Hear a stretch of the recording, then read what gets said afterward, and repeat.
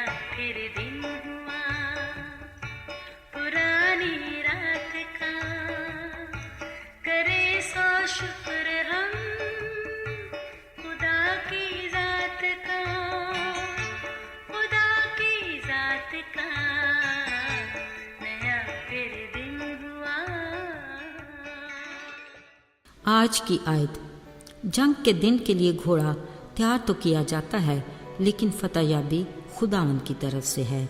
इमसाल 21 बाब 31 आयत। अजीज़ो, दुनिया खा कितनी ही तरक्की क्यों ना कर जाए, मगर मज़े की बात यह है कि बाज़ ऐसी चीज़ें हैं, कुछ भी हो वो अपनी इनफरादियत बरकरार रखती हैं।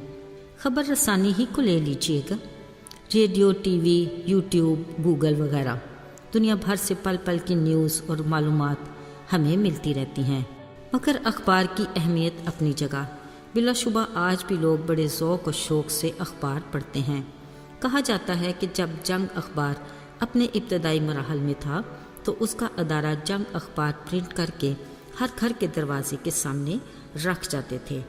मेरी माँ ने बताया, एक दिन उन्होंने दरवाज़ा खोला, सामने अखबार पड़ा था जिस पर जंग का लफ्ज़ नुमाया था। परेशान सी हो गई, बोली खुदा खैर करे, शायद कोई जंग छिड़ गई। फिर खुद ही प्यारी सी मासूमाना हंसी हंसते बोली, पता क्या चला, अखबार का नाम ही जंग है। असल में लफ्ज़ जंग बज़ाते खुद एक ऐसा एहसास है जिसको सोच कर ही जी दहल जाता है और बयान करने के लिए अल्फाज भी खौफ से मुँह छुपा लेते हैं। खैर, उम्मीद अच्छे की होनी चाहिए, बाकी जो होना है वो होकर ही रहता है। अज़ीज़ो, दुनिया की तारीख़ में अनगिनत जंगों का जिक्र है जो मुख्तलिफ़ हालात में कई तरीक़ों से लड़ी गईं, मगर इन सब का नतीजा एक ही रहा, यानी तबाही और बर्बादी। कलाम मुक़द्दस में भी बहुत सी जंगों का जिक्र है जिनका नतीजा भी यही तबाही और बर्बादी ही रहा, मगर तरीक़ेकार मुख्तलिफ था। मसलन बाज़ औक़ात महज कुछ 100 की फ़ौज ने दुश्मन के बड़े लश्कर को शिकस्त दी। किसी वक्त खुदा की तरफ से फरिश्ते ने दुश्मन के लश्कर में घुसकर उनको ऐसा मारा कि उन्हें उल्टे कदम भागना पड़ा। एक बार तो बहुत ही अजीब हुआ। जंग के दौरान जब तक मूसा अपने हाथ उठाए रखता, इसराइली फ़ौज जीत जाती। जैसे ही थकन से हाथ नीचे जाते, वो शिकस्त खाने लग जाते। फिर जंग में फतह हासिल करने के लिए कुछ मददगारों ने मूसा के बाजू ऊपर उठाए रखने में मदद दी। एक और जंग काहिनों के नरसिंगे फूंकने और लोगों की ललकार से ही जीती गई। मगर एक बात अपनी जगह अटल कि हर जंग की मंसूबाबंदी खुदा की अपनी ही होती। बिलाशुबा कौम इसराइल ने खुद भी कई बार शिकस्त खाई, जिसकी वजह उनकी अपनी नाफरमानी थी। अजीज़ो, बात हो रही है जंगों की, तो चलिए सुकूवत यरू की बात करते हैं, जो अपनी नौइयत का अनोखा वाक़या है। ये शहर नहायत मजबूती से बंद था, ना कोई बाहर जाता ना कोई अंदर आता था। खुदावंद ने यशवा से कहा, देख, मैंने यरू को और उसके बादशाह और ज़बरदस्त सूरमाओं को तेरे हाथ में कर दिया है, सो तुम सब जंगी मर्द शहर को घेर लेना।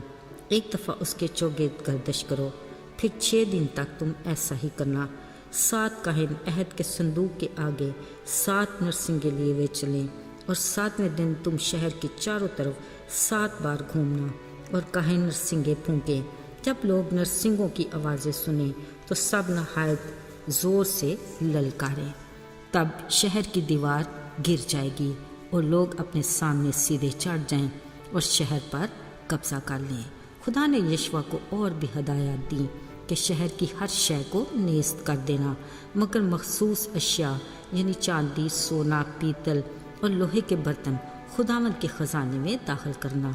और हाँ, राहब और उसके घराने के वो सब जो उसके घर में हों सलामत बचा लेना, क्योंकि उसने उन कासिदों को जिनको तुमने जासूसी के लिए भेजा था मदद की और छुपा के रखा।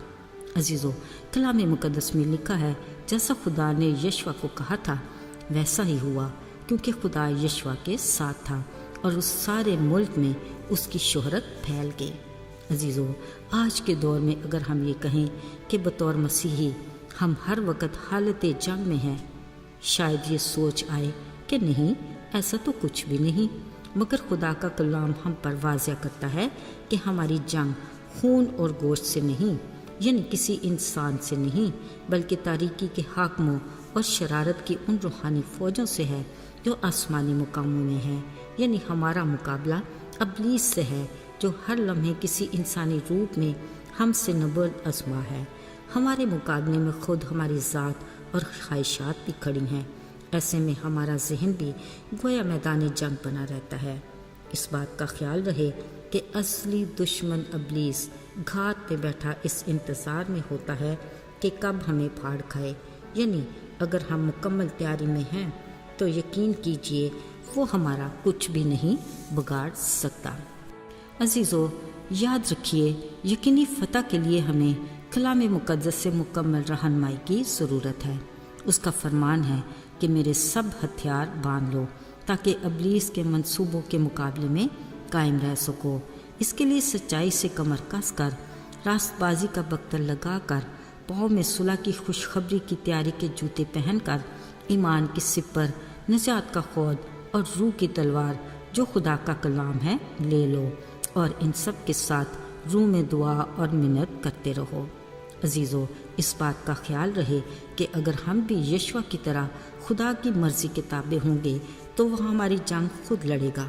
آئیے ہم اپنی روحانی جنگ کی منصوبہ بندی کا مکمل کنٹرول اس کو دیں تاکہ وہ ہمیں اپنی قدرت کے زور میں مضبوط بنائے۔ آئیے دعا کریں۔ اے خدا، ہم تیرے شکر گزار ہیں کہ تو شفیق باپ کی طرح ہماری زندگی کے ہر معاملے میں ہمارا خیال رکھتا ہے۔ توفیق عطا کر کہ ہم تیرے کلام کے مطابق خود کو تیرے ہتھیاروں سے لیس کریں تاکہ ہم اپنے دشمن کا مقابلہ کر کے تجھ میں قائم رہیں۔ یسوع کے قدرت والے نام میں آمین۔